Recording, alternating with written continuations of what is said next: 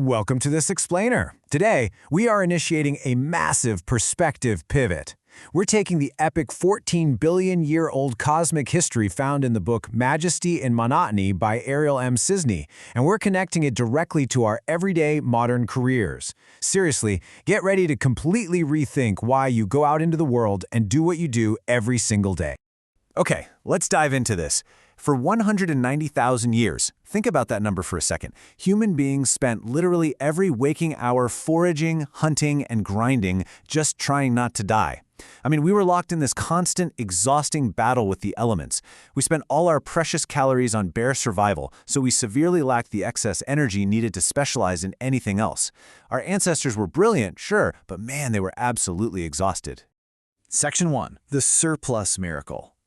So we're taking a macro perspective of our cosmic descent today. We're marking that unbelievable, history-altering transition from a grueling, hand-to-mouth hunter-gatherer existence into the modern marvel of agricultural and industrial surplus. Just listen to this. Less than 1% of living people feed the planet, and the rest of us have the great privilege of advancing society. That is a profound shift in the human story.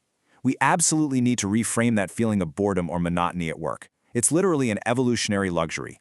Because we no longer have to spend all day gathering berries or foraging for our own protein, we suddenly have the jewels, the raw energy, available to build space telescopes, cure diseases, and push human civilization forward. Section 2. Infrastructure of trust. Let's zoom into the meso level now. We're transitioning from the broad strokes of human history right down into human biology and the interconnected society that makes your morning commute and your job possible. Now, what's really interesting about this slide is how it breaks down our own biology. Your brain is a quantum biochemical circuitry system that runs on electromagnetism, using only enough energy to power a dim incandescent light bulb. It's an absolute marvel. This incredible mission control center ultimately boils down to just a clump of fat and salty water. Yet somehow it allows us to reshape the entire planet. But here's the thing. You aren't operating alone in the dark. Your brain is just one highly active node in a glowing, interconnected, 7 billion-headed human Hydra. Just think about the phone in your pocket right now. Every single person relies on thousands of complete strangers across the globe to build everything from our smart devices to our massive, sprawling cities. And this brilliantly illustrates the core thesis of this societal structure. For a civilized society to run and develop, we must work with and put our trust in one another, period. Your career is not just a chore. It's not just a daily grind to get a paycheck. It is your highly specialized, critical contribution to the survival and the flourishing of this global superorganism. Stepping up as ambassadors to knowledge. I really want to challenge you right now to stop viewing yourself as a passive worker just going through the motions. Instead, recognize yourself for what you truly are in this cosmic timeline. You are ambassadors to knowledge. You hold a massive responsibility for maintaining human progress and keeping the engine of civilization running smoothly for the next generation. Section 3. The Livelihood Mandate. Now we're zooming all the way into the micro level, landing right at your desk, in your office, or on your job site to discuss the ultimate purpose of your individual daily career. Let's move to and see how this builds upon our history.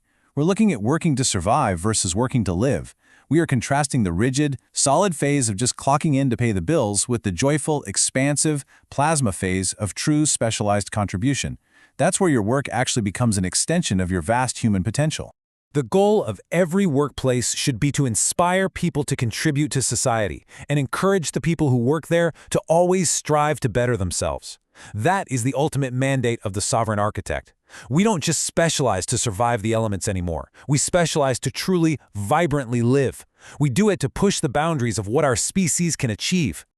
So, the crucial point is how we pull this all together into our daily workforce habits. Embracing the cosmic livelihood means you consciously remember your 14 billion-year origins. You actively acknowledge the surplus miracle that allows you to be here at a desk rather than out hunting in the woods. You enthusiastically feed your unique skills into the human Hydra, and by doing all of that, you transform the everyday monotony of work into absolute majesty. Section 4. Facing the universe.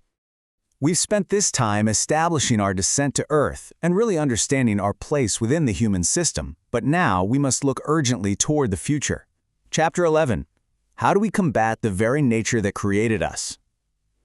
Now that you've caught up on your cosmic history and descended to Earth, what happens when our deep-seated survival utilitarianism kicks back in? Well, stay in orbit. In our next explainer, we're going to face the universe head-on as we dive into Chapter 11, Combating Nature and Ourselves. It's going to be a fascinating journey into the conflicts that arise even in our advanced state. The book is the source code. The tutoring is the training. AI is the runtime. The portfolio is the output.